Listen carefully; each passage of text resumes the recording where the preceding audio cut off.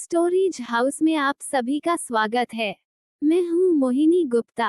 आज मैं आपको हिंदी के जाने माने लेखक डॉक्टर राजीव गुप्ता जी की लिखी हुई एक बेहद हृदय स्पर्शी कहानी सुनाने जा रही हूं, जिसका शीर्षक है गीतेश। आइए सुनते हैं कहानी। गीतेश रोहन की बाहों में पड़ी कसमसा रही थी और रोहन बहुत ही शिद्दत से उसे प्यार कर रहा था। इस समय दोनों गौरव के फ्लैट में थे। गौरव कुछ दिनों के लिए शहर से बाहर गया था।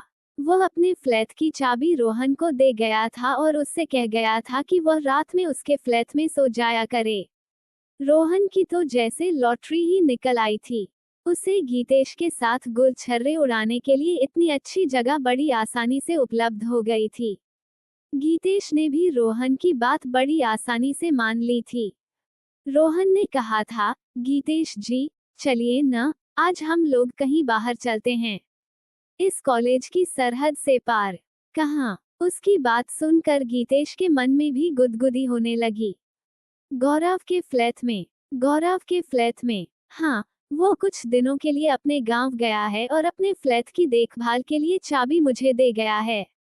तो गीतेश उसका मंतव्य समझकर मुस्कुराई। चलिए न, उसके फ्लैट का सदुपयोग करें। इससे अच्छी और सुरक्षित जगह हमें कहाँ मिलेगी? वहाँ हम लोग क्या करेंगे? हंसते हुए गीतेश ने पूछा। कुछ पल एकांत में बिताएंगे, अपने दिल की बातें करेंगे, और क्या? मैं आपको ठीक से जानना समझाना चाहता हूँ, गीतेश जी। मुझे समझना चाहते हैं। वह क्यों? आप मेरे दिल में बसती जा रही हैं। आखिर हम लोग कब तक यूं फ्लर्ट करते रहेंगे? हमें इससे आगे भी कुछ सोचना चाहिए। रोहन ने अपने मन की बात कही। ठीक है, मुझे भी आपको समझना है, गौरव, गीतेश ने कहा और वह रोहन के फ्लैट में जाने के लिए तैयार हो गई। उसके मन में किसी भी तरह की उलझन नहीं थी। वे लोग 3 महीने से कॉलेज की कैंटीन में साथ साथ बैठकर कॉफी पी रहे थे और गपशप कर रहे थे। अब वे इससे आगे निकलना चाहते थे। कुछ ही देर बाद दोनों रोहन के फ्लैट में थे। गौरव अच्छी तरह से समझता था कि गीतेश इतनी नादान नहीं है कि उसके आमंत्रण का मतलब न समझती हो। ये उसकी मौन सहमति ही है। इसलिए उसने भी अधिक समय नहीं गंवाया और कुछ देर इधर उधर की बातों के बाद उसने गीतेश को आलिंगनबद्ध कर लिया। गीतेश बस मुस्कुरा दी और समर्पण की मुद्रा में उसने अपने शरीर को ढीला छोड़ दिया। एक 32 साल का युवक उसे पाने के लिए किस तरह बेचैन हो रहा है, ये सोचकर वह रोमांचित हो उठी थी। वो खुद इस समय 38 वर्ष की थी और सालों से प्यासी थी। गौरव का स्पर्श लगते ही वो पिघलती चली गई।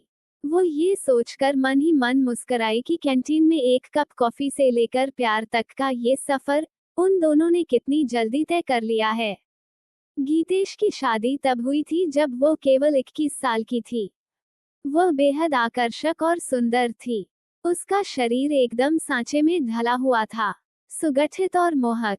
वो खूब चुलबुली भी। किसी फंक्शन में अशोक ने उसे देखा और उस पर रीझ गया। अशोक के पिता गीतेश के पिता के सहकर्मी होने के साथ ही साथ स्वजातीय भी थे। अशोक भी इंजीनियर था। गीतेश के बाप को भी यह रिश्ता पसंद आया, इसलिए इस विवाह में कोई अड़चन नहीं आई। उसे घर बैठे ही इतना अच्छा लड़का मिल गया था। शीघ्र विवाह भी हो गया। हालांकि उसकी माँ और वो खुद नहीं चाहती थी कि उसकी शादी इतनी जल्दी हो। अभी उसकी पढ़ाई भी तो पूरी नहीं हुई थी, पर उसके जिद्दी बाप के सामने किसी की भी नहीं चली। बाप को लगा कि इससे अच्छा रिश्ता उसे फिर नहीं मिलेगा। पर गीतेश का वैवाहिक जीवन सुखी नहीं रहा। शादी के कुछ दिन बाद ही अशोक के पिताजी की हार्ट अटैक से मृत्यु हो गई। सास ने इसका जिम्मेदार गीतेश को मान लिया। उसे लगा कि गीतेश का इस घर में आगमन ही अशुभ है। वो हरदम उसे जली कटी सुनाने लगी। उसे दिन भर घर का कामकाज करना पड़ता, फिर भी सास की डांट खानी पड़ती। इसी तरह 10 साल गुजर गए। इसी बीच उसकी 2 बेटियां भी हुईं। इससे उसकी सास और चिढ़ गई। उसका दुर्व्यवहार बढ़ता चला गया। जब गीतेश से ये सब कुछ सहन नहीं हुआ तो वह एक दिन बाजार जाने के बहाने अपनी छोटी बेटी के साथ अपने घर से निकली और सीधे अपने मायके आ गई। उसके इस तरह अचानक आने से घर के सब लोग स्तब्ध रह गए। उन्होंने उसे बहुत समझाने की कोशिश की, लेकिन वो फिर किसी भी हालत में अपनी ससुराल नहीं गई। महीनों तलाक का मुकदमा चला और फिर एक दिन वह इस बंधन से मुक्त हो गई। बड़ी बेटी उसके पति के पास ही रही और छोटी बेटी वंशिका उसके पास। गीतेश अब 33 साल की हो गई थी, पर उसकी कद काठी कुछ ऐसी थी कि वह अब भी 25 साल से अधिक नहीं लगती थी। विवाह के बंधन से मुक्ति पाकर कुछ ही दिनों में वह फिर से खिल उठी। ऐसा लगने लगा कि जैसे उसका यौवन दोबारा लौट आया हो। जरा संभलते ही उसने अपनी पढ़ाई फिर से शुरू कर दी। उसने अंग्रेजी में एमए कर लिया। वह दिन भर अंग्रेजी लिखने बोलने का अभ्यास करती रहती। जल्दी ही वह अंग्रेजी बोलने में निपुण हो गई। उसे मालूम था कि उसके पास कोई बड़ी डिग्री नहीं है, यह अंग्रेजी ही एक दिन उसके काम आएगी। आखिर माँ बाप उसका कब तक साथ देंगे? आगे चलकर उसे अपनी और अपनी बेटी की परवरिश के लिए कुछ न कुछ तो करना ही पड़ेगा। ससुराल से आने के बाद वह बहुत जिद्दी हो गई थी। अगर कोई भी उससे घर के काम के लिए कुछ कहता तो वह टकासा जवाब दे देती, मैंने ससुराल में दिन रात काम किया है। 10 साल तक मैं काम ही करती रही हूँ। अब मुझसे घर का कोई काम नहीं होगा। अब मुझे भी थोड़े दिन चैन से रहने दो। उसकी इस आदत पर उसका बाप उसे खूब बुरा भला कहता, पर उसकी माँ हमेशा उसी का पक्ष लेती। वो अक्सर उसके बाप को सुनाती हुई कहती, तुम्हें ही इसकी शादी करने की बहुत जल्दी पड़ी थी। इसे अपनी पढ़ाई तक पूरी नहीं करने दी। ससुराल वालों ने 10 सालों में इसे बहुत परेशान किया है। बेचारी को वहाँ बहुत काम करना पड़ा। मेरी फूल सी बेटी का देखो तो कमीनों ने क्या हाल कर दिया है। अब तो इसे आराम से रहने दो। रोज इसको ही कोसते रहते हो। उन कमीनों के ऊपर तुम्हारा कोई बस नहीं चला। वह था तो तुम्हारे दोस्त का ही बेटा। गीतेश की माँ की बात सुनकर बाप और भी भड़क उठता, मैं सब जानता हूँ इसके लक्षण। ये है ही एक नंबर की कामचोर। वहाँ भी यह ऐसे ही जुबान चलाती होगी। तभी तो इसकी अपनी सास से नहीं पटी। क्या बुराई है अशोक में?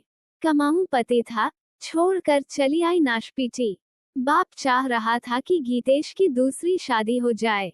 उसने उसके विवाह के लिए दोबारा पैसे भी जोड़ने शुरू कर दिए थे। अपने जिंदा रहते ही वो गीतेश का पुनर्विवाह कर देना चाहता था। पता नहीं उनके बाद इसका क्या हो, पर अब तक गीतेश 35 साल की हो चुकी थी। उसके लिए कुंवारा लड़का मिलना मुश्किल था।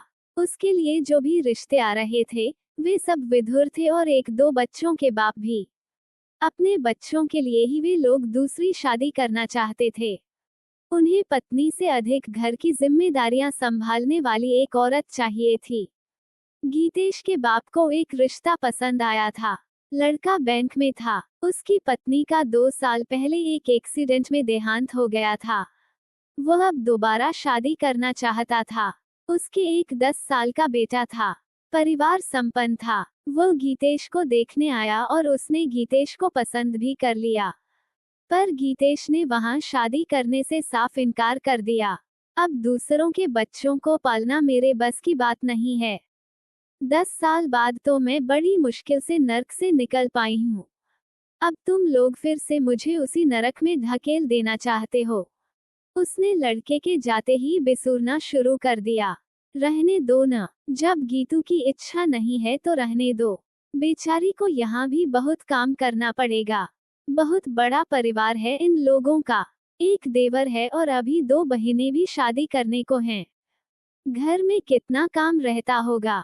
बेचारी मेरी गीतू दिन भर काम में पिसती रहेगी। उन्हें बहू की नहीं बल्कि एक नौकरानी की जरूरत है। माँ ने गीतेश का पक्ष लेते हुए अपने पति के खिलाफ मोर्चा संभाल लिया। तो क्या ये सारी उम्र मेरी छाती पर मूंग दलेगी और मेरे मरने के बाद अपने भाई के सिर पर बोझ बनी रहेगी? क्या बुराई है इस लड़के में? वह भी तो इसकी लड़की की पालेगा। बाप बुरी तरह से चिल्लाया और गुस्से में आकर गालियां बकने लगा। गालियां बकना उसका प्रिय शगल था। वो उच्च रक्तचाप का मरीज था, इसलिए उसे गुस्सा बहुत जल्दी आ जाता था और गुस्से में आते ही वो गंदी गंदी गालियां बकने लगता था। मैं किसी की भी छाती पर मूंग नहीं दलूंगी। मैं नौकरी करूंगी और अपने पैरों पर खड़ी होऊंगी। मैं मकान भी अलग लेकर रह लूंगी। तुम लोग मेरे लिए बिल्कुल भी परेशान न हो। पर सब लोग कान खोलकर सुन लो, मैं किसी ऐसे लड़के से हरगिज शादी नहीं करूंगी जिसके पहले से ही संतान हो। मैं दूसरे के बच्चे के लिए चाहे जितना भी करूं पर कहलाऊंगी सौतेली माँ ही। गीतेश भी चिल्लाए, आखिर संतान तो वह भी उसी गुसल बाप की थी न। कर ली तूने नौकरी और ले लिया अलग मकान। बकबक करने के सिवाय और कुछ आता है तुझे? ऐसे ही ससुराल में भी मुंह चलाती होगी। हरामजादी, तभी तो तेरी वहां किसी से नहीं पटी। अशोक तो कुछ दिन अलग मकान रहकर भी रहा था, वहां भी तुझे चैन नहीं आया। अपनी एक लड़की वहीं छोड़कर भाग आई। तेरा दिल नहीं कल पता उसके लिए।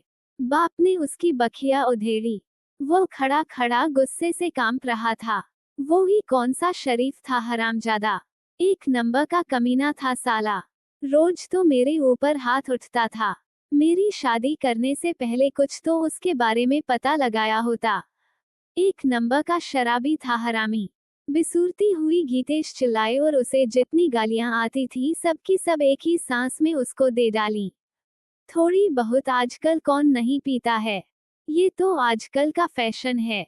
ठेकेदारों को साधने के लिए हर एक इंजीनियर को थोड़ी बहुत पीनी पड़ती है। उसने तो दूसरी शादी भी कर ली है। मजे से निभ रही है उनकी। तेरी बेटी को भी तो पाल रही है वो पराये औरत। तू क्यों नहीं पाल सकती है किसी दूसरे की औलाद को? बाप ने ताना दिया। इस बार गीतेश कुछ नहीं बोली। अपने बाप से लड़ना उसके बस की बात नहीं थी। वो अपने कमरे में जाकर फूट फूट कर रोने लगी। माँ उसका रोना सुनकर जोर जोर से बड़बड़ाने लगी, बेटी की जान लेकर छोड़ोगे? हो सकता है कि उस पराये औरत के लिए ही वो गीतू से रोज कलेश करता हो। अब उसे घर में लाकर चैन से रह रहा है। कमीने ने उस औरत के लिए मेरी बेटी की जिंदगी खराब कर दी। मेरी बेटी से अधिक सुंदर है क्या वह? उस समय तो बहुत गिड़गिड़ाता हुआ आया था। तुम्हें तो हमेशा अपनी बेटी में ही बुराई नजर आती है। दूसरों के अवगुण भी देखा करो। माँ ने इस बात की पुष्टि करने में जरा सी भी देर नहीं की कि उस औरत से अशोक का पहले से ही संबंध रहा होगा। तभी उसने उनकी बेटी को प्रताड़ित किया है। तूने ही इसे सिर चढ़ा रखा है। सब साले घर में बैठे बैठे मेरा खून पीते रहते हैं। कोई किसी काम का नहीं है। बाप जोर से गुर्राया। तो ले लो न बेटी की जान। रोज रोज का क्लेश तो कटे। तुम्हारे कलेजे को ठंडक तो पहुँचे। माँ झुकने को कतई तैयार नहीं थी। बाप ने इस बार कुछ नहीं कहा। वह माँ बेटी को घूरता हुआ घर से बाहर चला गया। अगर वह अधिक देर तक उस घर में रहता तो उसका हाथ उठ जाता। उसका रक्तचाप वैसे भी बहुत अधिक बढ़ गया था। इस समय भी वह बुरी तरह से हौंफ रहा था, बिल्कुल किसी मरियल कुत्ते की तरह। सड़क पर आकर वह कुछ देर तक अपने घर के बाहर खड़ा खड़ा खुद को संयमित करता रहा। फिर उसने अपनी जेब से सिगरेट का पैकेट निकलकर एक सिगरेट सुलगाई और सोचने लगा कि इस समय कहाँ जाकर सुकून से कुछ समय काटा जा सकता है। पर उच्च रक्तचाप के कारण उसे कुछ सूझ ही नहीं रहा था कि वह कहाँ जाए। फिर वह निरुद्देश्य सा ही एक तरफ चल दिया। सपना जब से इस घर में विवाह कर आई थी बस यही तमाशा देख रही थी। इस घर के लोग लड़ते हैं तो सब कुत्तों की तरह लड़ते हैं, गुर्राते हैं और एक दूसरे के ऊपर झपट पड़ते हैं। यहाँ कोई किसी से कम नहीं है। वो इस घर की बहू थी, गीतेश के छोटे भाई की पत्नी, इसलिए किसी से कुछ कह नहीं सकती थी। उसे बहू की मान मर्यादा में रहना पड़ता था। गीतेश का सारा काम उसे ही करना पड़ता था। गीतेश पढ़ने के लिए कॉलेज जा रही है तो सुबह उठकर उसे उसके लिए नाश्ता बनाना पड़ता। गीतेश शाम को डांस सीख के आ रही है तो उसके लिए उसे दोबारा से चाय नाश्ता बनाकर देना पड़ता। सारे घर की साफ सफाई करना पड़ती। दोनों समय घर का खाना बनाना पड़ता। सबके कपड़े धोना पड़ता। फिर भी दिन भर माँ बेटी की तानाशाही चलती रहती। हालांकि घर में कामवाली लगी थी, लेकिन वो कितना समेटती। गीतेश को तो ये भी नहीं होता कि किसी भी काम में थोड़ा सा भी हाथ बटा दे। उधर उसकी कमीनी सास अलग ही अपना राग अलापे रहती। सपना, गीतू बेचारी ने अपनी ससुराल में दिन रात काम किया है, तू उससे किसी काम की मत कहा कर। बेचारी कुछ ही दिन तो यहाँ है, फिर उसकी भी दूसरी शादी हो जाएगी, अपने घर चली जाएगी। जब तक यहाँ है तब तक तो आराम से रह ले बेचारी। मम्मी जी, मैं तो दीदी से किसी काम को कहती ही नहीं हूँ, मुझे उनसे क्या दिक्कत है, आराम से रहे यहाँ। हैरान होकर सपना कहती, उसका ख्याल रखा कर सपना, वंशिका का होमवर्क तू ही करवा दिया करना। बेचारी गीतू कॉलेज में बहुत थक जाती है, फिर उसे डांस की प्रैक्टिस करने भी तो जाना पड़ता है। डांस में कोई कम मेहनत पड़ती है। पहले तो वह अपना कोई शौक पूरा कर नहीं पाई, घर में कोई खास काम भी तो नहीं है, तू ही सब निपटा लिया कर सपना। हम लोग भी तो तेरा कितना ख्याल रखते हैं ना, मैं तेरी मदद कर दिया करूंगी। जब उसकी कमीनी सास अपनी जुबान में शहद सी मिठास घोलकर यह सब कहती तो सपना के तन बदन में आग लग जाती। पूरे दिन घर में काम ही काम था और इस कमीनी औरत को घर में काम ही नजर नहीं आता था। ऐसी सासी तो सास बहू के रिश्ते को बदनाम किए रहती हैं। वो सुबह 5 बजे ही उठ जाती थी और रात के 9 बजे तक खटती रहती थी। पूरा घर ही निठल्ला है। रात को सोते समय इस घर में सबको दूध पीने की आदत है। चलो अच्छी बात है, खूब दूध पियो, पर रसोई से खुद ही दूध लेकर पी लें, ये भी नहीं होता इन निकम्मों से। वो भी घर की बहू ही सबके कमरों में जाकर दूध के गिलास उनके हाथों में थमाए। और ये हरामजादी गीतेश इस उम्र में भी डांस सीख कर किसे लुभाएगी, उसकी समझ में नहीं आता था। कैसी बनठन के निकलती है, छम्मक छल्लो बनकर, जैसे कि अब भी 20 साल की ही हो। आजकल न जाने किस पर डोरे डाल रही है कमीनी। इसकी दोबारा शादी हो जाए तो कम से कम यहाँ से टले तो। इस कमीनी ने तो उसकी नाक में दम कर रखी थी। सपना ये सब बातें केवल मन ही मन सोचती रहती थी। उसमें इतनी हिम्मत कहाँ थी कह दे कि दीदी को भी घर के काम में हाथ बटाना चाहिए, या कि मेरे पास वंशिका को पढ़ाने का समय नहीं है। मैं भी इतनी सुबह उठती हूँ तो थक जाती हूँ, मुझे भी दोपहर को थोड़ा आराम चाहिए। अगर वह ऐसा कुछ कह दे तो घर भर में कोहराम मच जाए कि बहू जुबान चलाती है। उसे मालूम था उसके पति मुकुल को भी ये पसंद नहीं है कि सपना गीतेश दीदी से कुछ भी कहे। वो खुद ही हर समय दीदी दीदी करता हुआ उसकी खुशामद करता रहता है। बाजार जा रहे हों, फिल्म देखने जा रहे हों या कहीं घूमने जा रहे हों, दीदी से पहले पूछेगा, दीदी हम लोग फिल्म देखने जा रहे हैं, आप भी चलिए न। और दीदी भी ऐसी कमीनी की झट से जाने के लिए तैयार हो जाएगी, साथ में वंशिका को भी ले लेगी। यह नहीं सोचेगी कि उन लोगों को कभी अकेला भी छोड़ दे। उसकी इस हरकत से सपना और भी चिड़चिड़ा जाती। पता नहीं इस घर से कब टलेगी हरामजादी।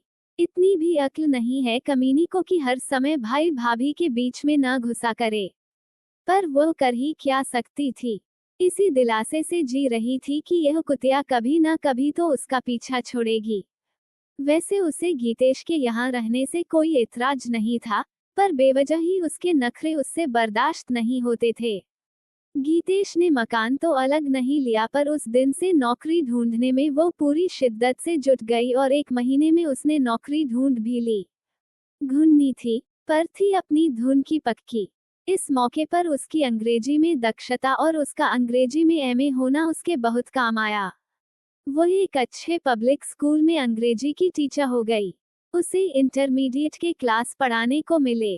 उसे 20,000 रुपए महीने मिलने लगे। कुछ ट्यूशनें भी उसके हाथ में आ गई थीं। वह इतने में ही इतराने लगी। उसी स्कूल में रोहन भी था, जो कि इंटर के बच्चों को फिजिक्स पढ़ाता था। दोनों में अक्सर आमना सामना हो जाता, क्योंकि फिजिक्स के पीरियड के बाद ही अंग्रेजी का पीरियड आता था। दोनों में हाय हेलो होने लगी। गीतेश उस समय तक 38 साल हो गई थी, पर अब भी 28 की ही नजर आती थी। उसका फिगर ही कुछ ऐसा था, बहुत शानदार, खूब बनी ठनी भी रहती थी। अदाएं तो उसमें थी ही किसी का भी कत्ल कर देने वाली। तलाक के बाद इसके अलावा उसने सीखा ही क्या था। बेचारा 32 साल का रोहन धीरे धीरे उसकी तरफ आकर्षित होने लगा और जब एक फंक्शन में उसने उसे चाइना गेट के गाने छम्मा छम्मा पर डांस करते हुए देखा तो उसका दीवाना ही हो गया। वो अब हमेशा उससे बातें करने का मौका तलाशने लगा। गीतेश को इससे बहुत ही मानसिक संतुष्टि मिलती कि वो अभी भी किसी कम उम्र के हैंडसम लड़के को अपनी तरह आकर्षित कर सकती है। वे दोनों अक्सर कॉलेज की कैंटीन में बैठकर कॉफी पीते हुए गपशप करने लगे। उनका प्यार परवान चढ़ने लगा था। रोहन जानता था कि गीतेश उससे 6 साल बड़ी है, पर उसे इससे कोई फर्क नहीं पड़ता था। प्यार सचमुच ही अंधा होता है। और आज वो उसे गौरव के फ्लैट पर ले आया था। गीतेश भी सब कुछ जानते हुए उसके साथ चली आई थी। उसे पाकर रोहन खुश था। रोहन को पाकर गीतेश भी खुश थी। उसे यह बिल्कुल भी नहीं लग रहा था कि वह कुछ गलत कर रही है। इससे पहले भी कई बार उसके पति ने उसके शरीर को बुरी तरह से झकझोरा था, पर उसे कभी भी ऐसा लुत्फ नहीं आया था, बल्कि ऐसे समय उसे अपने पति से घृणा सी होने लगती थी। उसे हमेशा ऐसा महसूस होता था कि वो उसके साथ बलात्कार कर रहा है। वो उसके 2 बच्चों की मां तो बनी पर शायद कभी उसे मन से प्यार नहीं कर पाई। उसने अशोक को अपना तन तो सौंपा पर कभी मन से खुद को समर्पित नहीं कर पाई।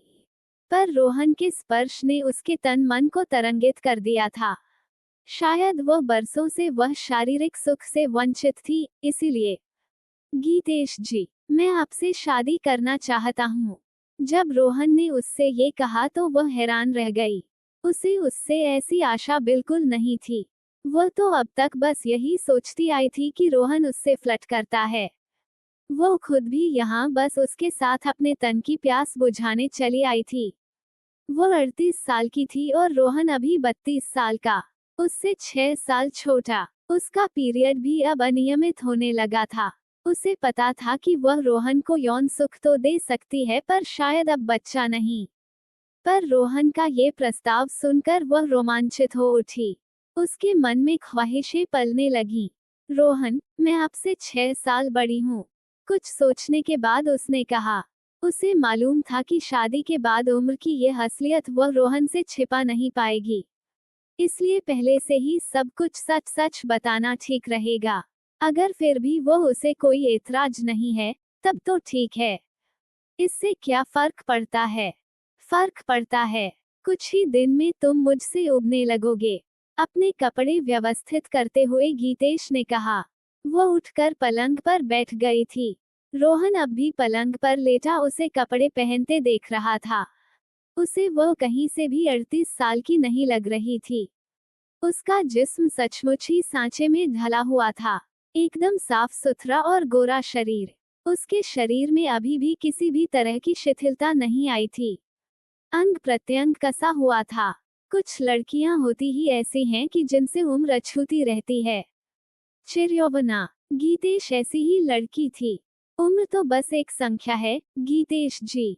आपको देखकर कोई भी आपको 38 साल का नहीं कह सकता है। आप किसी भी हालत में अभी 28 से अधिक की नहीं लगती हैं। फिर शरीर का क्या, शरीर तो हारी बीमारी में भी जवाब दे सकता है। 25 साल की युवती भी तो बूढ़ी नजर आने लगती है। आप तो अभी भी बेहद खूबसूरत और बेहद हसीन हैं।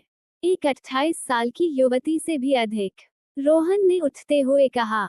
उसकी पारखी नजर अभी भी गीतेश के शरीर का नाप जोख कर रही थी। रोहन की बातों से गीतेश के दिल में हलचल सी मचने लगी। उसे बहुत ही सुखद अनुभूति हुई। स्त्री को अगर उसके रूप का सच्चा पारखी मिल जाए तो उसका तन मन उल्लास से भर उठता है। गीतेश उसकी तरफ देखती हुई मुग्ध भाव से मुस्कराई।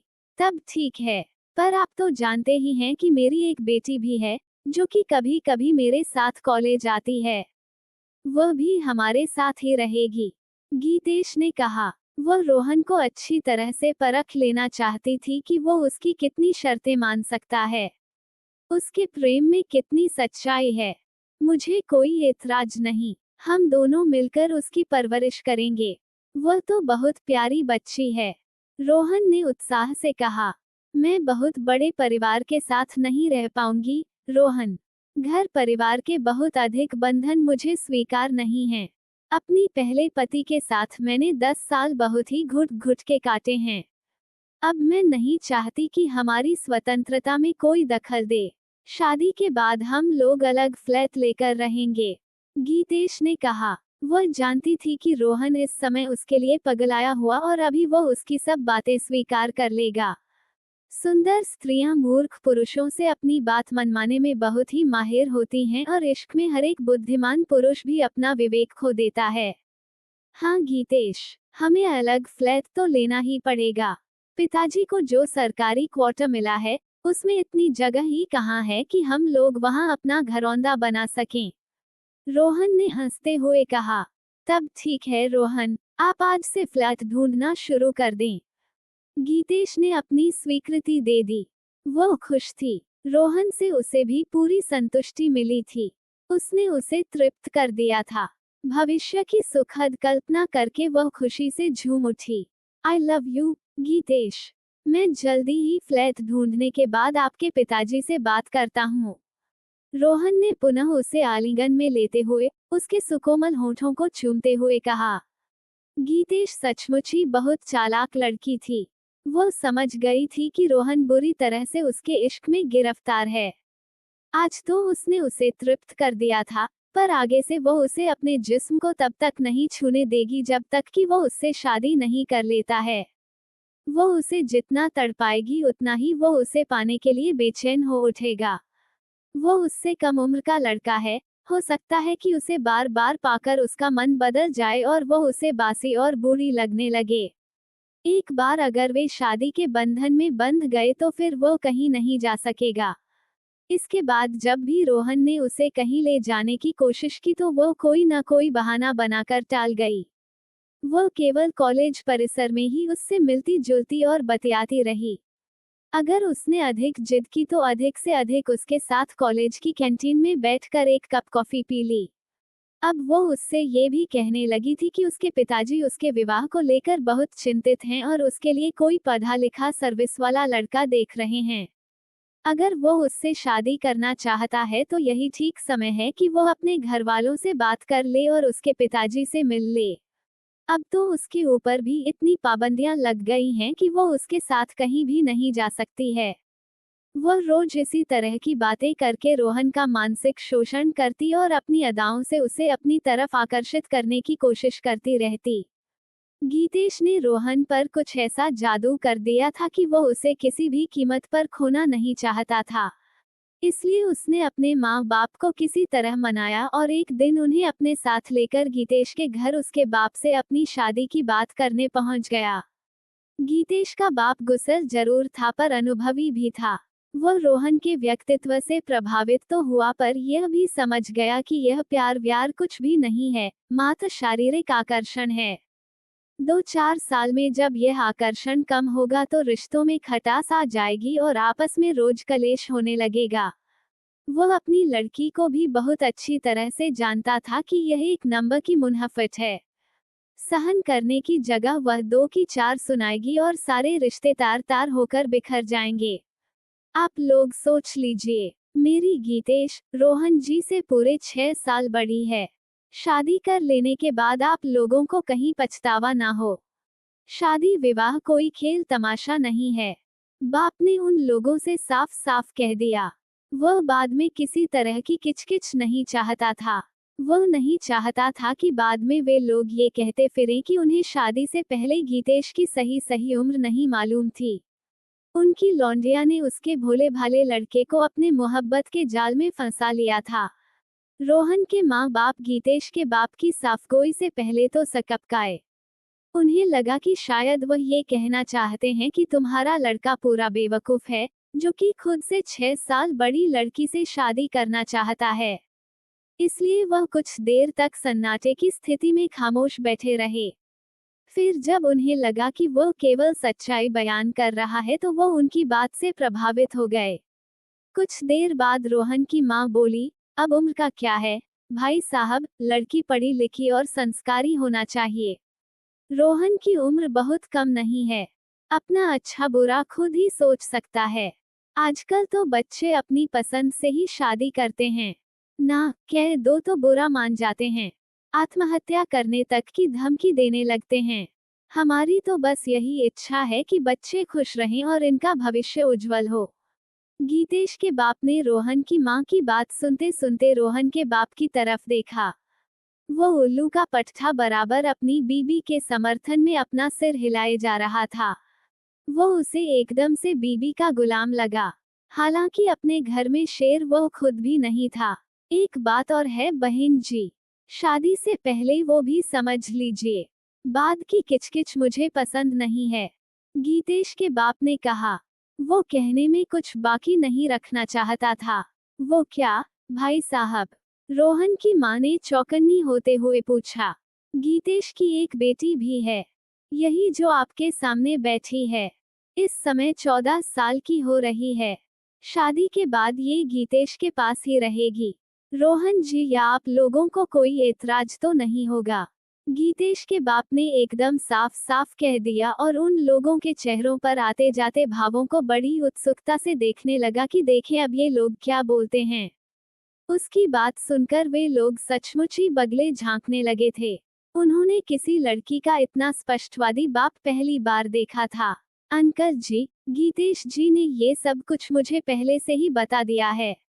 आप निश्चिंत रहें, मैं इसे अपनी बेटी की तरह ही पालूंगा। इस बार रोहन ने मोर्चा संभाला। उसे लगा कि कहीं इस बात पर उसका बाप गच्चा ना खा जाए। वो गीतेश के बाप को पूरी तरह से संतुष्ट कर देना चाहता था। बुढ़ा उसे जरूरत से अधिक चालू लग रहा था। बेटा, वो तो ठीक है, पर मेरी बेटी इसलिए दूसरी शादी कर रही है कि अपनी बाकी की जिंदगी चैन से जी सके। हर समय पारिवारिक कलह बनी रहे तो जिंदगी नर्क बन जाती है।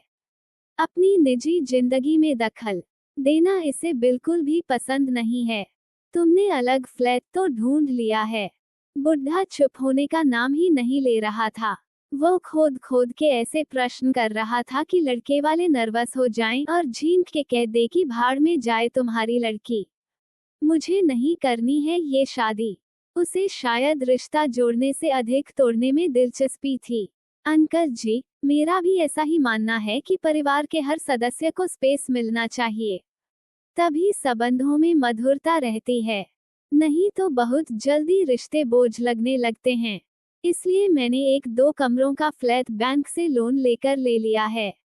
धीरे धीरे किश्तें भरता रहूंगा, पता भी नहीं चलेगा और फ्लैट हमारे नाम हो जाएगा।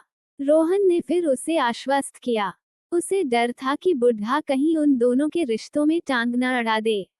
बड़ी मुश्किल से तो वह अपने माँ बाप को मना पाया था। एक तो इंटरकास्ट मैरिज, दूसरी लड़की उससे पूरी 6 साल बड़ी। लेकिन इस बार गीतेश का बाप संतुष्ट नजर आया। उसके प्रश्न भी खत्म हो गए थे। वो कुछ इस अंदाज से मुस्कुराया कि जैसे मन ही मन कह रहा हो कि बेटा, जब तुझे आग में कूदने का इतना ही शौक है तो खूब कूद। मुझे क्या? प्रकट में उसने सहमति से सिर हिलाया और फिर अपनी पत्नी की तरफ मुंह घुमाकर कहा, अजी सुनो, अब यहाँ क्यों बैठी हो? जाकर गीतेश से कहो कि चाय लेकर आए। शुभ काम में देर क्यों कर रही हो? क्योंकि अब केवल चाय के बहाने गीतेश का आना ही बाकी था, वरना मेज तो नाश्ते से पहले से ही अटी पड़ी थी। गीतेश आई। आज वह जरूरत से अधिक खूबसूरत लग रही थी। पट्टी 2 दिन से बराबर ब्यूटी पार्लर जा रही थी। अपने शरीर को नख से लेकर सिर तक उसने नए सिरे से चमका डाला था। 30 साल की आरती भी उसके सामने फीकी लग रही थी। दीदी, आज तो आप सचमुच ही गजब ढा रही हो। आपके सामने तो अप्सराएं भी फीकी पड़ जाएं। तभी तो रोहन जी आप पर मर मिटे हैं। मन में सैकड़ों गालियां देते हुए प्रत्यक्ष में जब आरती ने कहा तो गीतेश ऐसे शर्माने लगी जैसे पहली बार उसे कोई लड़का देखने आया हो। हाय आरती, क्या कह रही है तू? तू भी ना, उसने नखरे करते हुए कहा। सच ही तो कह रही हूँ दीदी, आरती ने कहा और मन ही मन सोचा कि किसी तरह ये यहाँ से टले तो कमीनी। इसने तो इस घर में उसका जीना ही हराम कर रखा है। अब चलिए भी, दीदी, रोहन जी को और कितना तरसाओगी? बेचारे आपकी एक झलक के लिए बेचैन होंगे। उसके हाथों में चाय का ट्रे पकड़ाते हुए उसने कहा। वो उसके बिना बात के नखरों से तंग आ रही थी। जब दोनों में पहले से ही सेटिंग हो रखी है तो इतनी नौटंकी करने की क्या जरूरत है। 3 महीनों से तो रोहन पर डोरे डाल रही है, इसलिए तो वह अपने बाप के साथ बोराया सा भागा भागा आया है। अब कितना रिझाएगी उसे यह रंगीली बुढ़िया। बच्चे की जान लेगी क्या। आरती ने मन ही मन सोचा और धीरे से मुस्करा दी। ये कहो कि उसकी यह मुस्कुराहट गीतेश ने नहीं देखी, नहीं तो अभी कलेश करने लगती। गीतेश जब चाय लेकर बैठक में आई तो सचमुच खूबसूरत लग रही थी। वह 30 से अधिक की तो कहीं से भी नहीं लग रही थी। रोहन के माँ बाप ने उसे देखा तो चैन की सांस ली। चलो उम्र में रोहन से बड़ी जरूर है, लेकिन सुंदर तो खूब है। उनके रिश्तेदार इसे देखकर इसकी उम्र का सही सही पता भी नहीं लगा पाएंगे। अधिक से अधिक रोहन की उम्र के बराबर समझेंगे। इतना तो चल ही जाता है। उन्हें अब समझ में आ रहा था कि उनका लड़का इस लड़की पर क्यों फिसल गया है।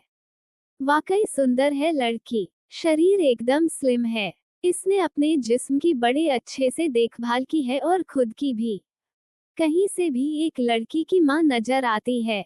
एक नहीं, ये 2 बच्चों की माँ है। ये तो उन्होंने सोचा भी नहीं था और न ही उन्हें किसी ने बताया था। न ही गीतेश ने, न ही उसके खूसट बाप ने, जो कि शुरू से ही इतना चपड़चपड़ बोल रहा था। फिलहाल रोहन के माँ बाप लड़की की तरफ से आश्वस्त हो गए थे और सोच रहे थे कि वे रोहन की जिद के कारण इस रिश्ते में फंस तो गए हैं, पर उतनी बुरी तरह से नहीं जितनी बुरी तरह से वे सोच रहे थे। उन्हें ये बात भी अपने फेवर में लगी कि लड़की भी उतना ही कमा रही है जितना कि उनका बेटा। इससे बैंक का लोन चुकाने में आसानी रहेगी। मन में ऐसा विचार आते ही वे मियां बीबी रिलैक्स हो गए और बढ़ चढ़ कर मिठाई पर हाथ साफ करने लगे। गीतेश के बाप की निगाहें बराबर उनकी इस हरकत पर थीं और मन ही मन वह गिन रहा था कि कौन कितने पीस मिठाई के खा रहा है। हालांकि मिठाई तो खाने के लिए ही रखी गई थी, लेकिन बुढ़ा अपनी हरकत से बाज नहीं आ रहा था। गनीमत तो ये थी कि इतनी मिठाई की बर्बादी के बाद परिणाम संतोषजनक निकला। गीतेश को सबने पसंद कर लिया। उधर घर भर को रोहन भी बहुत स्मार्ट, मितभाषी और सभ्य लगा। लिहाजा रिश्ता तय हो गया। इसलिए उन्हें बहुत ही अनुरोध के साथ रात के खाने के लिए रोक लिया गया। इस बीच गहन विचार विमर्श के बाद शादी की तारीख भी तय कर ली गई। लेन देन पर भी चर्चा हुई। डिनर के बाद उन सबको शगुन के लिफाफे देकर ससम्मान विदा कर दिया गया। अब तक सारी बातें साफ हो चुकी थीं। दोनों ही पक्ष संतुष्ट थे। सबके चेहरे खिले हुए थे, सिवाय गीतेश के खूसट बाप के। वह अब भी इस शादी को लेकर कुछ दुविधा में था। उसे अभी भी यकीन नहीं हो रहा था कि यह शादी अंत तक टिक पाएगी। बुढ़ा खूसट और चिड़चिड़ा जरूर था, पर था बेहद अनुभवी। वह अब भी यही चाहता था कि उसकी बेटी की शादी किसी विधुर से हो, तभी ठीक रहेगा। उसे ये सब जवानी का क्षणिक खुमार लग रहा था। खैर, बुढ़े ने अपने मन की बात घर में किसी से नहीं कही और उन लोगों की खुशी में ऊपरी तौर से वह भी खुश बना रहा। इसके अलावा वह कर ही क्या सकता था। उस पूरी रात उसे नींद नहीं आई। घर में सबसे सुकून की नींद आई तो सपना को, क्योंकि उसके सिर से गीतेश नाम की इस बला के टलने की नौबत आ गई थी। अगले महीने नियत तिथि को गीतेश की शादी भी हो गई। शादी में बहुत अधिक तामझाम नहीं किया गया था। दोनों पक्षों ने अपने कुछ चुनिंदा और खास रिश्तेदारों को ही बुलाया था। हालांकि शादी का अरेंजमेंट अच्छा था। गीतेश के भाई और बाप ने शादी में खूब खर्चा किया था और दान दहेज भी खूब दिया था, पर रिश्तेदारों की संख्या सीमित ही रखी थी। सुबह से लेकर शाम तक शादी के कार्यक्रम चले और रात 9 बजे के लगभग गीतेश अपनी ससुराल को रुखसत हो गई। विदाई के समय वह इतना नहीं रोई जितना कि उसका बाप रोया। गीतेश की बेटी वंशिका पूरे समय सकपकाई सी और गुमशुम बनी रही। वह ठीक ठीक ये नहीं समझ पा रही थी कि दरअसल ये हो क्या रहा है। लोग उसके बारे में क्यों नहीं सोच रहे हैं। वह शादी के दौरान लगभग रुआसी सी रही और जब उसकी मां गेस्ट हाउस से विदा होने लगी तो वह फूट फूट कर रोने लगी। उसे लगा कि अब उसका अपना कोई नहीं रहा। एक माँ थी, उसे भी आज एक अजनबी उससे छीन कर ले जा रहा है। वह आदमी कैसे उसका बाप बन सकता है? उसका मामा उसे गेस्ट हाउस से दूर ले गया और बहुत देर तक उसे समझाता रहा कि अब यही उसके पापा हैं। थोड़ी देर बाद जब वह वापस लौटी तब तक उसकी माँ गेस्ट हाउस से विदा होकर जा चुकी थी। वो फिर फफक कर रोने लगी। उसका मामा दोबारा से उसे समझाने में जुट गया। इस बार इस पुनीत कार्य में उसकी मामी भी साथ थीं। इस घर में आने के बाद आज पहली बार सपना की आंखें इस लड़की के लिए गीली हुई थीं।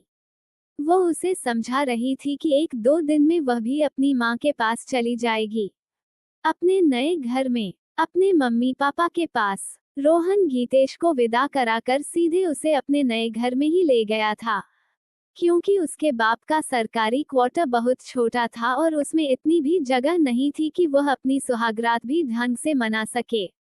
गीतेश की भी यही इच्छा थी। हालांकि घरवाले उसके साथ उसके नए फ्लैट में आए थे, पर वे सब 12 बजे तक अपने सरकारी क्वार्टर में लौट गए। अब उन दोनों के लिए अपनी सुहागरात मनाने के लिए पूरा फ्लैट ही खाली पड़ा था। उस रात गीतेश ने रोहन को कहीं से भी यह अनुभव नहीं होने दिया कि वो उससे 6 साल बड़ी औरत है। उसने रोहन को पूरी तरह से तृप्त कर दिया। वो रोहन को खुश करके सदा के लिए उसे अपने बस में कर लेना चाहती थी। वो रोहन के ऊपर ऐसा जादू कर देना चाहती थी कि वो जिंदगी भर उसी का दीवाना बना रहे। पूरे 5 साल तक उसका ये जादू कायम रहा, फिर धीरे धीरे ढलने लगा। एक बार वो गर्भवती भी हुई, पर उसकी अधिक उम्र के कारण या कि उसके समुचित आराम ना करने से उसका गर्भपात हो गया। अब तक वह उम्र के उस पड़ाव पर पहुंच गई थी कि अब उसका मां बनना संभव भी नहीं था। उसको महीना आना बंद सा हो गया था और अब वह राजोनिवृत्ति की मानसिक और शारीरिक परेशानियों से गुजर रही थी। वह जरूरत से अधिक चिड़चिड़ी होती जा रही थी। रोहन को अब वह उतना शारीरिक सुख भी नहीं दे पाती थी। इसका अलावा उसका रोहन के घर वालों के साथ किसी तरह कोई लगाव या जुड़ाव नहीं था। वह तीज त्योहार को भी कभी अपनी ससुराल नहीं जाती थी। जब भी कभी उसे फुर्सत होती या किसी दिन छुट्टी होती, अपनी बेटी को लेकर अपनी माँ के पास दौड़ी चली जाती थी। सपना के भी 2 बच्चे थे। अब वे भी बड़े हो गए थे। उनकी भी पढ़ाई लिखाई चल रही थी। उसकी भी तमाम जिम्मेदारियां थी। घर में दसियों काम थे। हर छुट्टी वाले दिन या तीज त्योहार को यूं बिना बुलाए गीतेश का आना उसे खल जाता था। नंद की शादी हो जाने के बाद भी उसकी मुश्किलें कम नहीं हुई थीं। एक तो उसकी सास बहुत कमीनी थी, हर समय अपनी बेटी का ही पक्ष लेती थी। दूसरे गीतेश अक्सर वहीं जमी रहती थी, इसलिए रोहन का भी आना जाना बना रहता था। सपना, उसकी सास अपना फरमाइशी रागलापति, जी मम्मी जी, वह मिमियाती हुई बोलती। होली के लिए गीतेश के लिए भी गुझियां तुम ही बना देना, उसे भी यहीं बुला लेंगे। बेचारी कहाँ वह अकेली गुझियां बनाती फिरेगी, उसे कॉलेज से छुट्टी ही कहाँ मिलती है। बेचारी थक जाती होगी। सास अपना फरमान सुनाती, मम्मी दीदी अपनी ससुराल जाकर होली नहीं बनाएगी। मन ही मन उसे कोसते हुए सपना ने कहती। हर बार 2-2 जगह की गुझियां बनाना अब उसे हटने लगा था। हर साल यही किटपिट। उसकी बेटी तो बड़ी नाजुक है और वह तो मशीन है ना, चाबी दिए रहो चलती जाएगी। देख मना मत किया कर सपना, बेटियों को जितना भी दो उतना ही कम है। तेरे यहाँ से तो तीज त्योहार को कुछ आता नहीं है, मैं बनवा लूंगी न। सास ने ताना मारा। मैं कब मना कर रही हूँ मम्मी जी, मैं तो यूं ही पूछ रही थी। बहू ने सास के आगे हथियार डाल दिए। वह बात को आगे नहीं बढ़ाना चाहती थी। उसे डर था कि कहीं उसकी खूसट सास भड़क न उठे और त्योहार के समय कलेश कर बैठे, इसलिए समझौता करना ही उसने ठीक समझा। सपना को पता था कि एक गुझियां ही क्यों, उस चुड़ैल के लिए अब सभी कुछ उसे अलग से बनाना पड़ेगा। पट्टी कॉलेज की छुट्टियां होते ही अपनी बेटी को लेकर अम्मा के पास दौड़ी चली आएगी। ये भी नहीं कि किसी काम में उसका हाथ ही बटा ले। बूढ़ी हो गई है पर अब भी कमीनी का सजने संवरने का शौक नहीं गया। हर समय बनी ठनी रहेगी और हर काम में मीन मेख निकालेगी। अब रोहन से भी कहाँ पट रही है उसकी। बस किसी तरह से दोनों एक ही छत के नीचे रह रहे हैं। कमीनी ने अपने नाम की सारी जमा पूंजी शादी होते ही जाकर अपने खसम को सौंप दी है। घर में सब लोग उस समय उसे बहुत समझाते रहे, पर पटठी मानी ही नहीं। उस समय तो उस पर रोहन के इश्क का ऐसा नशा छाया हुआ था कि पूछो ही मत। अब रोहन ने अगर तलाक दे दिया तो क्या करेगी। कितनी मुश्किल से पापा और भाई ने इसके भविष्य के लिए पैसे जोड़े थे। कमीनी हर समय अपनी मन की ही करती है, किसी की सुनती ही नहीं है। उसे अपनी सास की अपेक्षा ससुर तब भी ठीक लगते थे। ठीक बात तो कहते हैं कम से कम। उन्हें भी रोज रोज अब इस घर में गीतेश का आना पसंद नहीं है। वो इस बात पर कई बार सास को टोक भी चुके हैं, पर सास तो एक बदतमीज है, कलेश काट के रख देती है और बुढ़ा ससुर बेचारा खींचकर घर से बाहर चला जाता है। वह वैसे ही उच्च रक्तचाप का मरीज है। गुस्सा आने से उसका पूरा शरीर कांपने लगता है। ऐसे में कहीं उसे लकवा मार जाए तो क्या हो। वंशिका भी अब बड़ी हो गई थी। इंटर करने के बाद नोएडा के अच्छे इंजीनियरिंग कॉलेज में उसका दाखिला हो गया था। कॉलेज की ट्यूशन फीस अच्छी खासी थी और हॉस्टल व मेस का खर्चा अलग से। गीतेश इतना अफोर्ड नहीं कर पाती थी। कई बार वंशिका की सेमेस्टर की फीस भरने की जिम्मेदारी उसके मामा मुकुल को उठानी पड़ती थी। सपना खींच उठती, उसके घर के ही खर्चे क्या कम थे, जो दूसरों के भी भरते रहो। वंशिका के इंटर कर लेने के बाद सपना और मुकुल ने उसे समझाया भी था कि जब वंशिका को सरकारी इंजीनियरिंग कॉलेज में दाखिला नहीं मिला है और प्राइवेट इंजीनियरिंग कॉलेज में ही दाखिला लेना है, तो अपने शहर का इंजीनियरिंग कॉलेज क्या बुरा है। डिग्री तो यहाँ भी बीटेक की ही मिलनी है। अपने ही शहर में रहेगी तो कम से कम मेस और हॉस्टल का खर्चा तो बचेगा। दूसरे लड़की पर नजर भी बनी रहेगी। वैसे ही आजकल जमाना खराब चल रहा है। बस इतनी सी बात सुनकर गीतेश भड़क गई थी। मेरी लड़की कोई लावारिश नहीं, मैं तो उसे अच्छे कॉलेज में ही पढ़ाऊंगी। मैं सब कर लूंगी, मेरे लिए परेशान न हो कोई।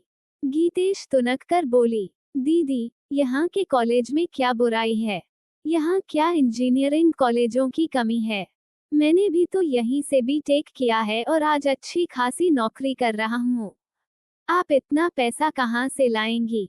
वैसे भी जीजा जी को अभी बैंक का भी लोन चुकाना है। मुकुल ने उसे समझाने की बहुत कोशिश की थी, पर पटठी ने समझने की कोशिश ही नहीं की। मुंह बिचक कर बोली, ना, मुझे किसी की मदद नहीं चाहिए। एक ही तो लड़की है मेरी, इसे भी उल्टे सीधे कॉलेज में पढ़ाकर इसकी जिंदगी बर्बाद कर दूं, जैसे कि तुम लोगों ने मेरी जिंदगी बर्बाद की है। उसकी बात सुनकर सब लोग दंग रह गए। अब किसने उसकी जिंदगी बर्बाद की है। खुद ही तो उसने अपने मनपसंद लड़के से शादी की है। नहीं तो भला अपने से 6 साल छोटे लड़के से कौन लड़की शादी करती है। पर माँ ने उस दिन भी उसी का पक्ष लिया था। वो गीतेश की हर गलत बात का समर्थन करती थी। जब गीतेश कह रही है तो वंशिका का दाखिला नोएडा के किसी अच्छे इंजीनियरिंग कॉलेज में ही करवा दो। तुम्हारी एक ही तो भांजी है, मुकुल, कम से कम ये भी तो सोचो। भांजी के लिए कुछ करना तो बहुत ही पुण्य का काम होता है। उसकी मम्मी तुरंत उसके समर्थन में उतर आई। ठीक है मम्मी, जब दीदी चाहती है तो वंशिका का एडमिशन नोएडा के ही किसी अच्छे इंजीनियरिंग कॉलेज में ही करवा देते हैं। मुकुल ने हथियार डाल दिए। भाड़ में जाए ऐसा पुण्य का काम। सपना ने सुना तो वह मन ही मन गीतेश को कोस कर ही रह गई। उसका उस पूरे दिन मूड ऑफ रहा। उसे मालूम था कि यह कमीनी गीतेश कुछ भी नहीं कर पाएगी। बाद में वंशिका के कॉलेज की सारी जिम्मेदारी उसके पति को ही उठानी पड़ेगी। उसे अच्छी तरह से मालूम था कि गीतेश के संबंध अब तक रोहन के साथ बहुत बिगड़ चुके हैं। रोहन अब ना तो घर में खाना खाता था और ना ही दिन में घर पर रहता था। वह बस रात को सोने आता था। वे लोग एक ही मकान में रह जरूर रहे थे, पर दो अजनबियों की तरह। दोनों में कभी भी तलाक की नौबत आ सकती थी। ऐसी स्थिति में रोहन वंशिका की पढ़ाई का खर्च क्यों उठाता? ये बात उसे घर में किसी ने भले ही ना बताई हो, पर उसे पता चल ही गई थी। एक दिन रोहन उसे बाजार में मिल गया था। वो बहुत रोष में था। उसने ही गीतेश का सारा चिट्ठा खोलकर रख दिया था। भाभी जी, आप अपनी नंद को समझाती क्यों नहीं है? वह तो अजीब सन की लड़की है, एक नंबर की तुनक मिजाज। सपना ने जब उससे नाराजगी की वजह पूछी तो उसने कुछ गुस्से से कहा, क्यों, ऐसी क्या बात हो गई जीजा जी? सपना ने एक रेस्टोरेंट की तरफ इशारा करते हुए पूछा, जिससे कि वह तसल्ली से उसकी पूरी बात सुन सके और रोहन को एक कप कॉफी भी पिला सके। सड़क पर खड़े होकर अधिक देर बातें करना उसे अच्छा नहीं लगता था। भाभी जी, गीतेश बहुत ही बदतमीज औरत है। उसने तो मेरी नाक में दम कर रखी है। एक मेज के आमने सामने बैठते हुए रोहन ने जब उससे कहा तो उसे कुछ भी हैरानी नहीं हुई, क्योंकि वह खुद गीतेश की आदतों से अच्छी तरह से वाकिफ थी। कोई खास बात हो गई जीजा जी? सपना ने बेरे को 2 कप कॉफी और पनीर पकौड़ी का ऑर्डर देने के बाद रोहन से बहुत ही विनम्रता से पूछा। भाभी जी, गीतेश कभी भी हमारे घर वालों के साथ मिलजुल कर नहीं रहती है। तीज त्योहार वाले दिन भी उनके पास नहीं जाती है। जब कभी मेरे घर वाले यहाँ आते हैं तो भी वो उनसे बहुत बदतमीजी से बात करती है। उसके साथ अब जिंदगी निभाना बहुत मुश्किल हो गया है। रोहन ने उसे अपने मन की पीड़ा बताई। मैं आपकी परेशानी समझ सकती हूँ जीजा जी, पर इसका हल भी आपको ही निकालना पड़ेगा। मैं भला इसमें आपकी क्या मदद कर सकती हूँ? मैं तो उससे कुछ कह भी नहीं सकती हूँ। आप तो उस घर में मेरी स्थिति जानते ही हैं। वहाँ वही होता है जो मम्मी जी चाहती हैं। सपना ने उससे सहानुभूति जताते हुए अपनी मजबूरी बताई। यही तो असल वजह है भाभी जी, आपकी सासी उसे उल्टी पट्टी पढ़ाए रहती हैं। अगर वो उसे शह देना बंद कर दे तो शायद उसकी अक्ल ठिकाने आ जाए। अगर गीतेश से कभी भी कुछ कहो तो वह तुनक कर अपने घर चली जाती है। रोहन ने कहा, फिर क्या होगा? कैसे सब ठीक होगा? कॉफी पीते हुए सपना ने पूछा। अब कुछ नहीं हो पाएगा भाभी जी। मैंने गीतेश के साथ शादी करके बहुत बड़ी गलती की है। अब इस समस्या से निपटने का केवल एक ही उपाय है। वह क्या? सपना ने उत्सुकता से पूछा। तलाक। रोहन ने जैसे विस्फोट कर दिया था। रोहन की बात सुनकर सपना कांप गई। गीतेश के बारे में नहीं बल्कि अपने बारे में सोचकर। क्या जिंदगी भर गीतेश उसी की छाती पर मूंग दलती रहेगी? सास ससुर तो एक न एक दिन परलोक सिधार ही जाएंगे, पर उसके सामने तो उसे झेलने के लिए अभी लंबी उम्र पड़ी है। आखिर कैसे झेलेगी वह उसे और उसकी लड़की को सारी उम्र? तलाक तो किसी समस्या का हल नहीं है जीजा जी। काश आपने पहले सोचा होता कि दीदी आपसे 6 साल बड़ी हैं। शायद यही बात अब आपको परेशान कर रही है। मुक्ति भी इतनी आसानी से कहाँ मिलती है। अगर दोनों पक्ष तैयार ना हो तो मुकदमा लड़ते सारी उम्र ही गुजर जाती है और जिंदगी तबाह होकर जाती है। आप जो कुछ भी कह रहे हैं, मैं मानती हूँ कि वह सच है। मेरी नंद वाकई बहुत सिरचिड़ी है, पर आप तो समझदार और सुलझे हुए इंसान हैं। आप ही कुछ सोचिए न। रोहन का ही पक्ष लेते हुए बड़ी चतुराई से सपना ने अपने मन की बात कही। बात उम्र की नहीं है।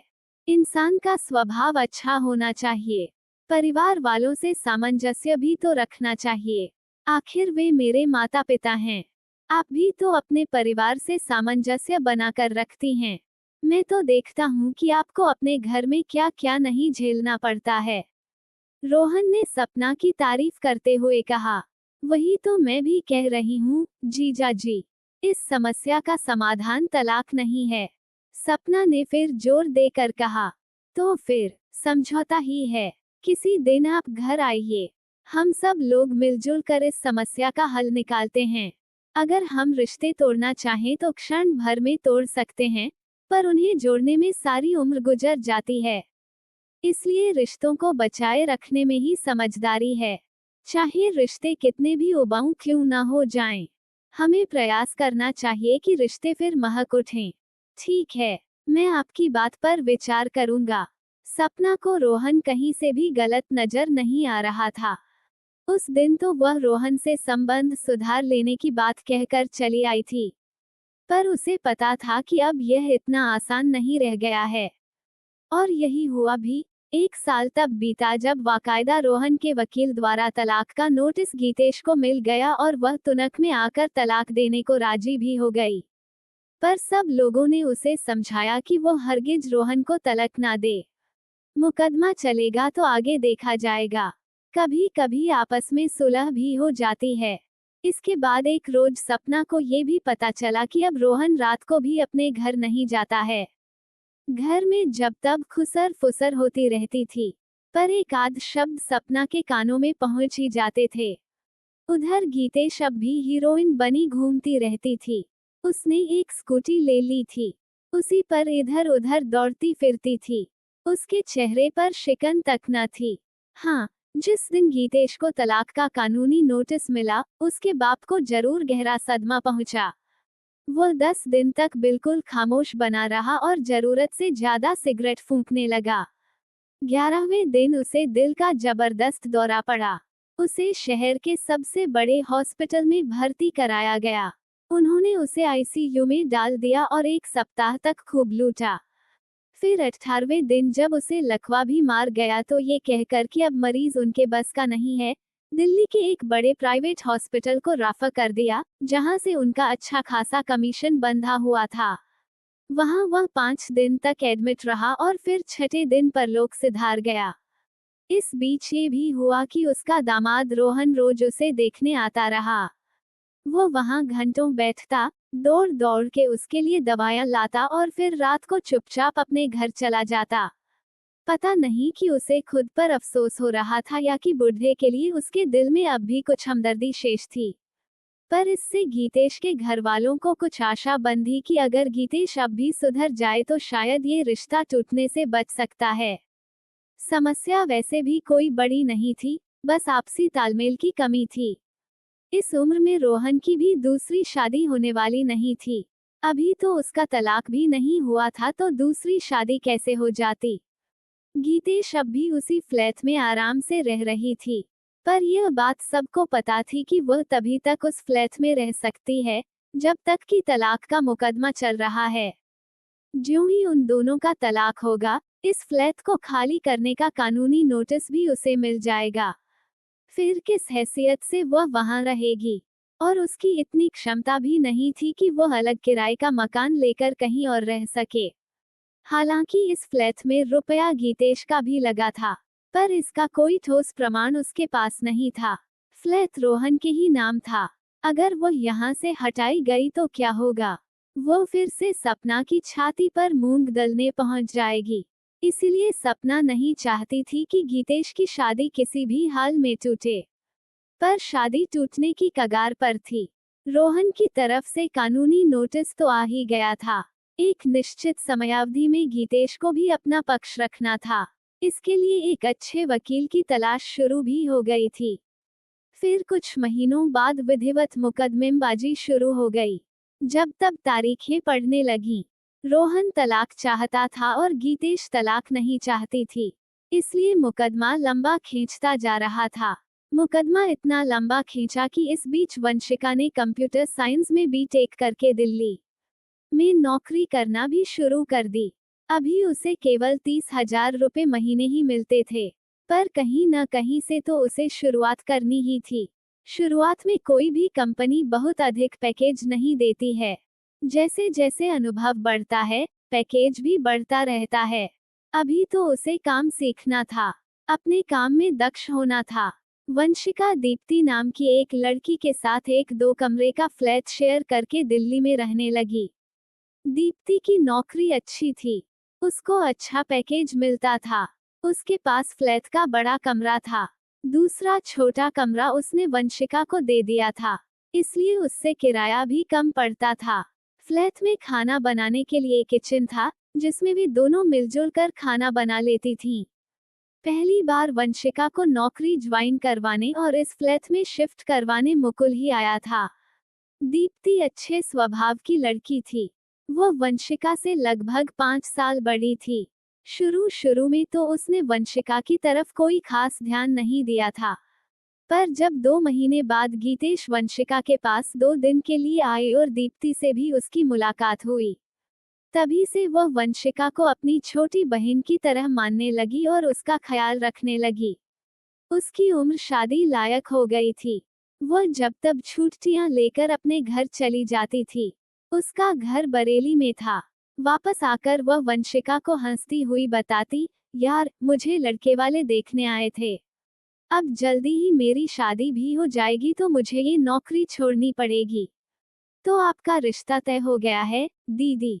वंशिका पूछती। अरे अभी नहीं, यहाँ तो मामला कुछ जमा नहीं, पर कभी न कभी तो मेरी शादी हो ही जाएगी।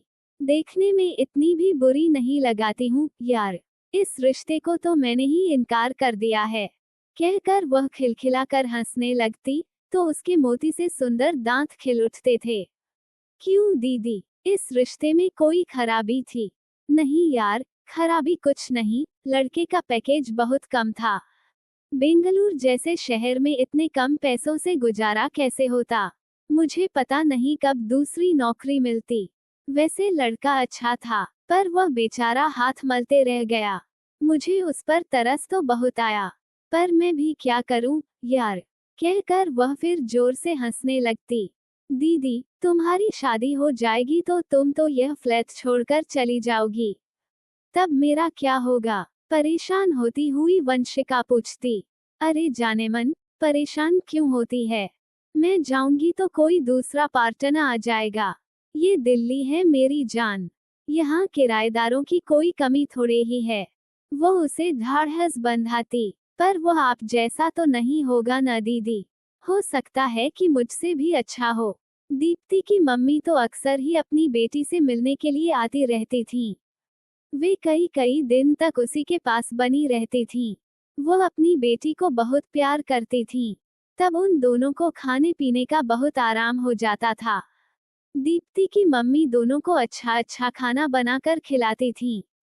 उन्हें देखकर वंशिका अपनी मां के बारे में सोचने लगाती थी, जो कि जीवन के इस पड़ाव में अपने पति से मुकदमा लड़ रही थीं। अपना दाम्पत्य जीवन बचने के लिए संघर्ष कर रही थीं। वे बेचारी इस उम्र में भी तमाम मुश्किलों से जूझ रही थीं। अब वो बड़ी और समझदार हो गई थी। वो ये भी जानती थी कि इनमें से अधिकांश दुख मम्मी के खुद के उड़े हुए हैं। उन्होंने अपने पहले पति से तलाक लिया और अब दूसरा पति उन्हें तलाक देना चाहता है। ये सब सोचकर अक्सर उसकी आंखें नम हो जाती थीं। अपनी मम्मी के साथ साथ वह खुद भी टूटती जा रही थी। इस समय उसके घर की जैसी परिस्थितियां थीं, उन परिस्थितियों में उसकी शादी होना भी मुश्किल थी। जिंदगी यूं ही चल रही थी कि एक दिन खबर मिली कि वंशिका का कुछ पता ही नहीं चल रहा है। वह सुबह अपने फ्लैट से अपने ऑफिस जाने के लिए निकली थी। शाम 8 बजे तक भी जब वो वापस नहीं लौटी तो दीप्ति ने उसे फोन किया तो उसका फोन स्विच ऑफ आया।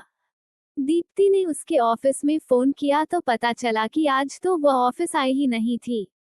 ये बात जानकर दीप्ति के साथ साथ उसकी मम्मी भी हैरान रह गई।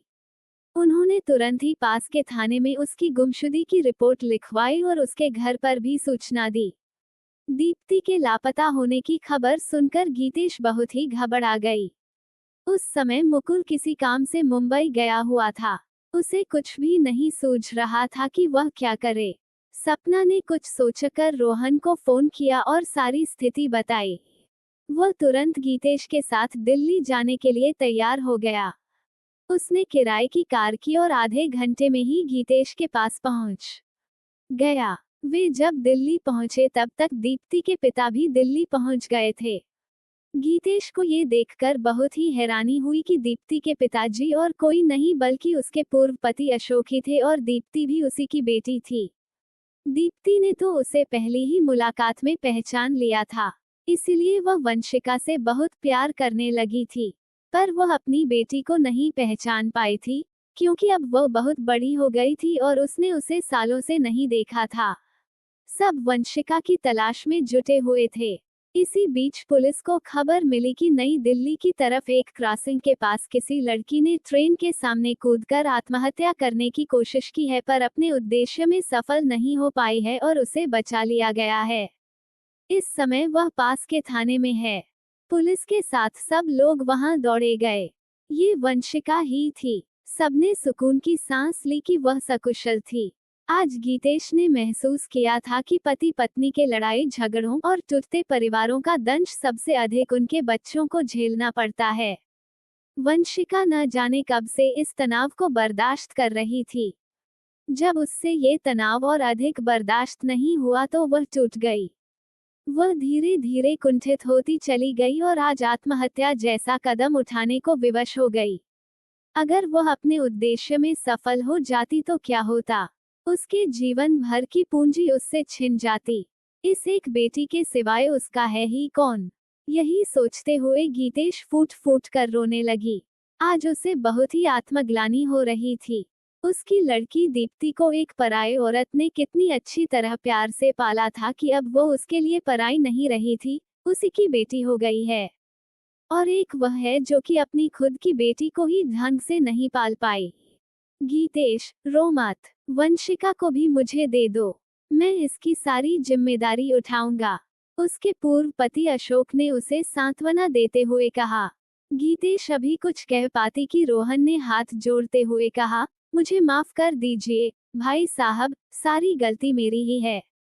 मैंने ही अपनी जिम्मेदारी ठीक से नहीं निभाई। गीतेश से शादी तो की पर वंशिका को कभी अपनी बेटी नहीं मान पाया। जबकि शादी से पहले मैंने गीतेश से यह वादा किया था कि मैं वंशिका को अपनी बेटी की तरह पालूंगा। मेरी वजह से ही मेरी फूल सी बेटी ने कितना मानसिक तनाव झेला है। आज से गीतेश के साथ मिलकर मैं ये जिम्मेदारी उठाऊंगा। आप लोग मुझे बस एक बार क्षमा कर दें। कुछ मैं सुधरूंगा, कुछ गीतेश। तुम कुछ बोलती क्यों नहीं हो गीतेश? हाथ जोड़ते हुए रुंधे गले से रोहन ने कहा। गीतेश का गला भी अवरुद्ध हो रहा था। उससे कुछ भी नहीं बोला गया। उसने बस सहमति से सिर हिला दिया। इससे अधिक खुशियां उसे अपने जीवन में इससे पहले कभी नहीं मिली थी। सपना भी खुश थी, पर आज ये सोचकर नहीं कि उसे अब गीतेश से मुक्ति मिल जाएगी। अभी आप लोग सुन रहे थे हिंदी के जाने माने कथाकार डॉक्टर राजीव गुप्ता जी की कहानी गीतेश। तो कैसी लगी आप सबको ये कहानी? मुझे कमेंट्स करके जरूर बताइएगा। कहानी सुनने के लिए आप सभी का धन्यवाद।